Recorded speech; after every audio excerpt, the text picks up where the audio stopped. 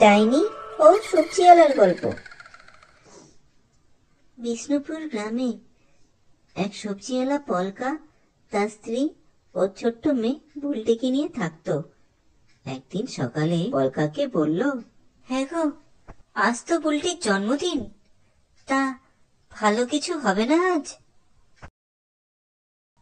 দুগ্গা দুগ্গা, ঠাকুর, আজ যেন খুব ভালো বেচা কেনা হয়। হ্যাঁ গিন্নি, সেটাই বলো ঠাকুরকে, আজ যেন খুব ভালো বেচা কেনা হয়।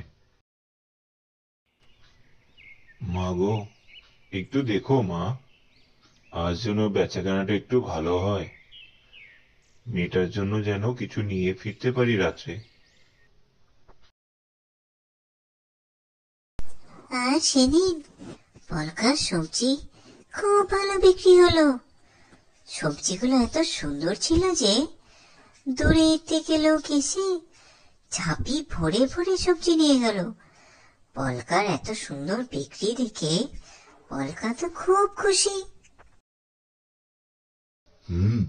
আজ তো অনেক ভালো বিক্রি হয়েছে। যাক, আজকে যাওয়ার সময় মেয়েটার জন্য ভালো কিছু খাবার কিনে নিয়ে যাব। শরীরটা বড় ব্যথা হয়ে গিয়েছে, যাই গাছতলায় একটু চিরিয়ে নি।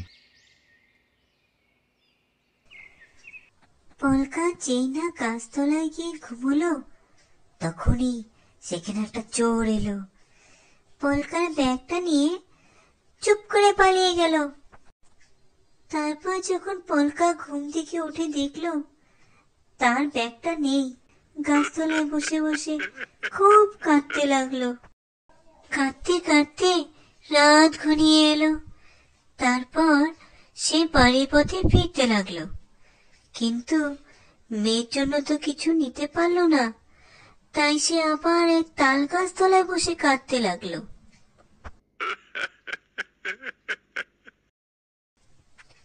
তারপর সে হঠাৎ চমকে দাঁড়ালো। কোথা থেকে যেন একটা নেকো গলা ভেসে আসছিল।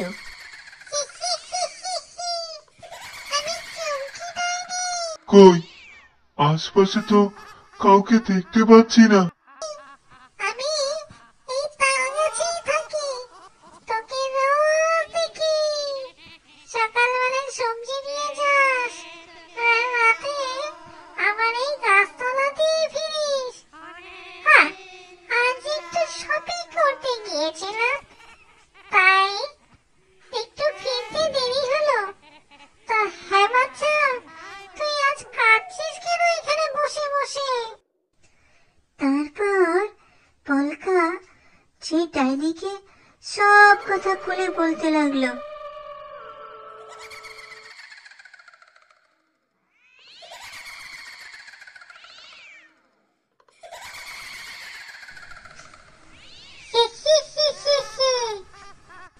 ওম রিং রিং রিং, একলা হিসেলায় ডাবো।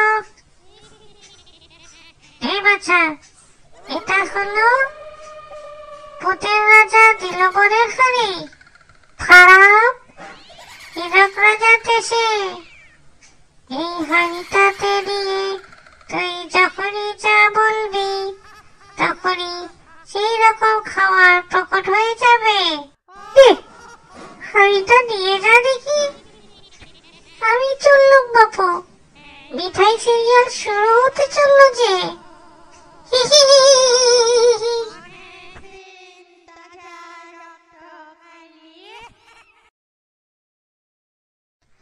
তারপর পলকা সেই হাড়িটা নিয়ে বাড়িতে ফিরতে লাগলো, আর মনে মনে বলল যে আজ মেয়েটার জন্মদিনে অনেক ভালো কিছু খাওয়াতে পারবো, আমাদের আর দুঃখ থাকবে না। পলকা বাড়িতে ফিরে এসে তার গিন্নিকে সারাদিনে যা যা কিছু হয়েছে সব কথা খুলে বলল, ডাইনির কথাও বলল। এরপর পলকার জীবনে আর কোনো কষ্ট থাকলো না। তারা তিনজনে ওই গ্রামে খুশি খুশি জীবন কাটাতে লাগলো।